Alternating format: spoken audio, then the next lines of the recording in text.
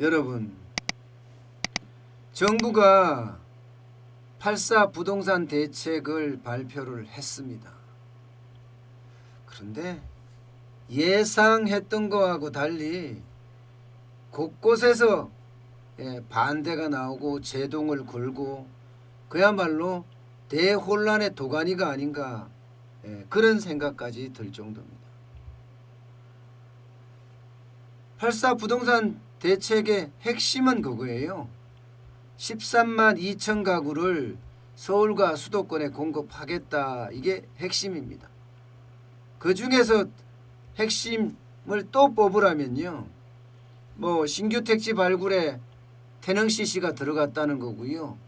또 여기에 과천 정부청 종합청사가 좀 들어갔다는 겁니다. 그리고 강남 재건축은 공공재건축으로 한다 하는 게 핵심이면서 지금까지 35층이 50층까지 된다. 이게 이제 두 번째 핵심이었어요. 그런데 이 모든 곳에서 반발이 일어나고 제동이 일어나고 그야말로 부동산 대책 자체가 엇박자가 나기 시작하더니 엉망진창이 되지 않나, 그런 생각까지 하게 됩니다.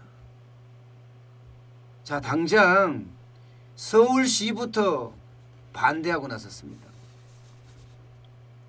나중에는 지금 뭐 정부하고 별반 다른 바가 없다고 이야기를 하지만 기본적으로 서울시는요, 정부 정책에 대해서 하나하나 조목조목 비판했습니다.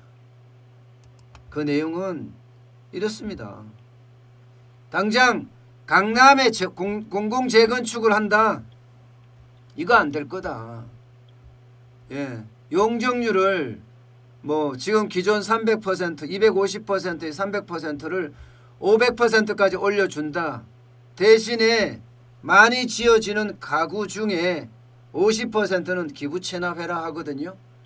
여기에다가 수익이 나면 초과 수익은 90% 다 환수하겠다. 이게 핵심이에요. 그랬더니 서울시에서 아니 그러면 누가 하겠냐. 아니 조합원들 입장에서 10% 수익을 보고 재건축을 추진하겠냐는 겁니다. 서울시도 똑같은 이야기를 해요. 공공재건축. 여기에다가 한국토지주택공사, LH공사죠. 서울주택도시공사, 이건 SH공사입니다. 이 두 개가 들어와서 감 나와라 배 나와라 하는 게 과연 민간 재건축에서 가능하겠냐는 거예요. 곳곳에서 불협화음이 나고 곳곳에서 하지 않겠다고 선언하지 않겠냐. 게다가 조합까지도 공공재건축을 선호하는 사람 아니면 민영재건축, 쉽게 말하면 일반 재건축을 선호하는 사람, 이렇게 갈라지지 않겠느냐. 이렇게까지 이야기할 정도로 난리를 치고 있는 중입니다. 게다가 지금 용적률 자체도요, 할 수 있다는 거야. 정부가 생색내는 것처럼 이야기를 하지만 지금 용적률 500%는 이미 주상복합 아파트에서는 적용을 하고 있다는 거예요. 순수 아파트에서는 이게 안 되지만 뭐 해줄 수는 있죠. 그러나 순수 아파트에서는 또 층고가 절대로 35층을 넘어서는 안 된다는 거예요. 결국은 정부가 이야기한 것을 다 반박하고 있는 거죠. 뭐 지금도 500% 되는데 생색내기로 할 필요 없다. 그리고 50층은 안 된다. 서울시 조례상 순수 아파트 단지에는 35층까지다. 그러면 엄마 아파트는 35층까지밖에 안 된다. 50층은 안 된다. 이런 이야기예요. 그렇다고 하면 재건축 조합들도 각각 상황이 굉장히 다르잖아요. 뭐 잠실의 주공 5단지도 상황이 다르고 신천의 장미아파트, 신천동 장미아파트도 다르고요. 또 대치동의 엄마아파트도 다르고 현대 압구정동 현대아파트도 다르고 다 다르거든요. 그중에서 엄마 아파트는 50평으로 하면 야 너무 노후됐으니까 하자 뭐 이런 말까지 나왔었거든요. 그런데 여기는 35층까지 제한을 한다 그러면 안 하죠. 또 여기서는요. 안 하죠. 지금도 35층이 된다고 하는데 용적률 더 달라 하면서 지금 안 하고 있는 판인데요. 그렇게 되면 여러분 정부가 이야기했던 거 있잖아요. 정부가 이야기했던 거. 서울의 재건축, 재개발 대상이 적어도 20만 가구에서 30만 가구가 넘는데 이 중에서 5만 가구는 하지 않겠느냐 이렇게 예상을 했지만 당장 말입니다. 서울시가 먼저 제동을 걸은 거예요.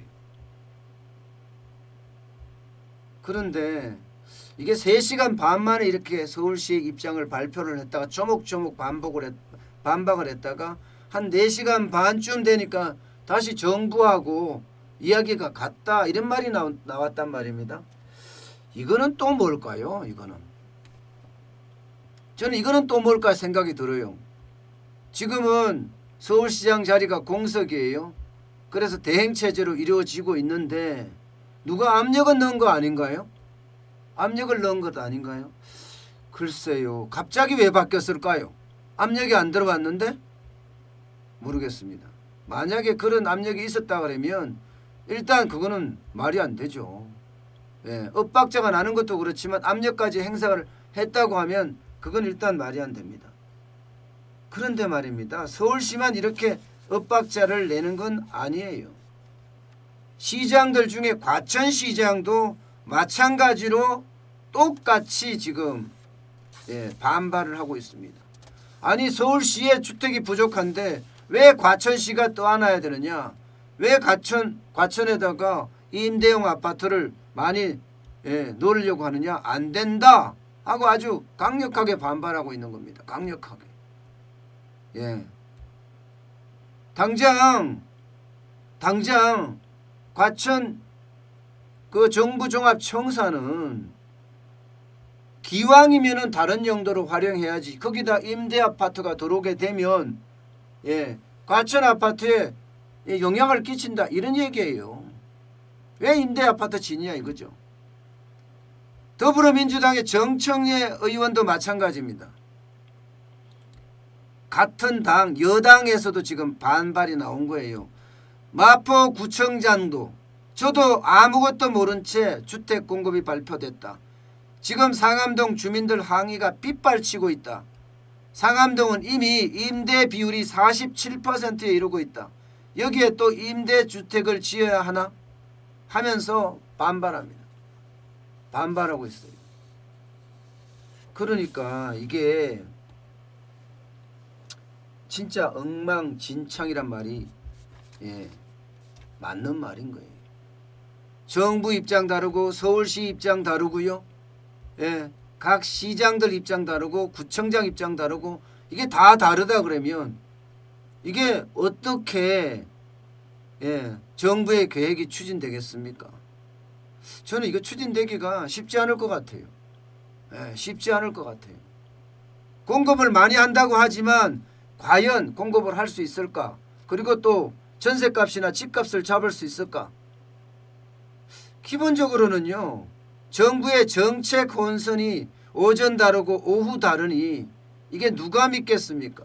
정부의 정책에 대한 신뢰만 계속 떨어질 뿐이고 이 떨어지는 것이 단기적으로 집값을 잡기는 굉장히 어렵지 않을까? 저는 그렇게 생각을 합니다. 물론 장기적으로 공급을 많이 하게 되면 잘라질 수도 있겠죠. 그렇지만 지금 당장은 쉽지 않다는 거예요. 쉽지 않다. 게다가 이 정부의 어림치를 가지고 발표를 했다는 거예요. 어림치. 서울의 재건축 전체가 한 26만 가구 정도 된다고 합니다. 앞서 제가 말씀을 드렸지만 그런데 이 중에 20%인 5만 가구가 될 거다. 정부 정책에 어림치가 들어간다는 게 이게 말이 됩니까? 확정치도 아니고 어림치가 들어가요. 어림치가 들어가게 되면요 여러분 예, 기본적으로 정책에 신뢰를 할 수가 없는 거예요. 이런 정책들이 정부가 많이 내요. 문재인 정부는 지난번 재난지원금 전 국민에게 지원한다면서 그때 했을 때도 마찬가지였죠. 예, 기부를 많이 할 거다. 적어도 20%, 10%는 할 거다. 그런데 수백억에 그쳤죠. 1조나 2조 더 많이는 거칠 거라 예상했지만 전혀 거치지가 않았습니다. 전혀 거치지가 않았습니다. 게다가 서울시는 정부하고 협의하는 과정에서 말입니다. 공공재건축 안 된다. 할 때는 공공재건축도 하더라도 거기가 필요한 데는 하더라도 일반 재건축도 해달라. 이렇게까지 같이 요구를 했지만 묵살당했다고 합니다.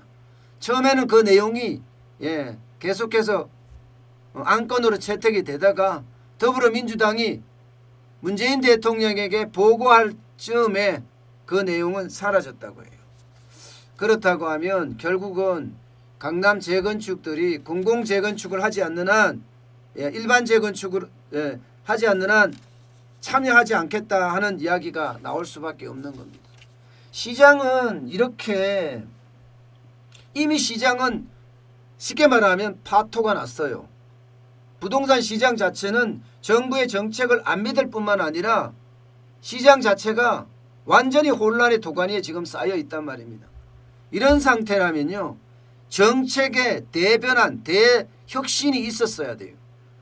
어저께 부동산 임대주택, 부동산 대책을 발표를 하면서 대전환은 없었습니다.